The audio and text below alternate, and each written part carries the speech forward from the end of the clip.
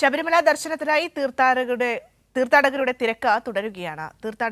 തീർത്ഥാടനം ആരംഭിച്ച 11ാം ദിവസമായ ഇന്നലെ 87,845 പേരാണ് മല ചവിട്ടിയത്. സന്നിധാനത്തെ തിരക്കിന് അനുസൃതമായിട്ടാണ് പമ്പയിൽ നിന്ന് ഭക്തരെ കയറ്റിവിടുന്നത്. അഖിൽ ചേരുന്നുണ്ട് വാർത്തയുടെ വിശദാംശങ്ങളുമായി. Akhil, good morning. പതിവ് പോലെ തന്നെ തിരക്കുള്ളൊരു ദിവസം തന്നെയാണ്, പക്ഷേ തിരക്കൊക്കെ നിയന്ത്രണ വിധേയമാണ്. ഏകദേശം 10 ലക്ഷത്തോളം അടുക്കുകയാണല്ലേ ഇതുവരെയുള്ള തീർത്ഥാടകരുടെ എണ്ണം?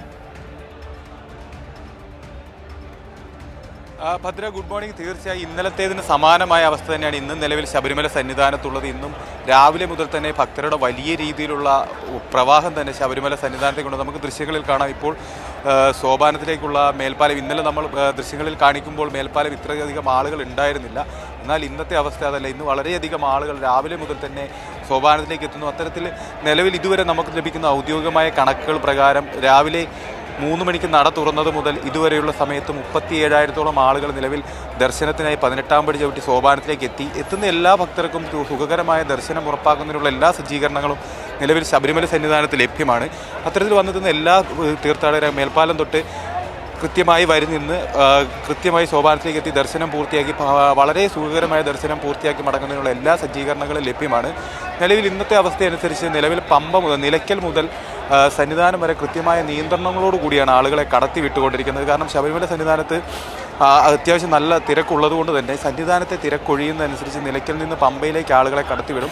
പമ്പയിൽ നിന്ന് അതിനുശേഷം ആളുകളെ ബാച്ചായിട്ട് മരക്കൂട്ടത്തേക്ക് കടത്തിവിടും. അവിടുന്ന് സന്നിധാനത്തേക്ക് കടത്തും. അത്തരത്തിൽ വളരെ കാര്യക്ഷമമായ രീതിയിൽ കൃത്യമായ പ്ലാനിങ്ങോട് കൂടിയാണ് ശബരിമല സന്നിധാനത്തേക്ക് തീർത്ഥാടകരെ എത്തിച്ചുകൊണ്ടിരിക്കുന്നത്.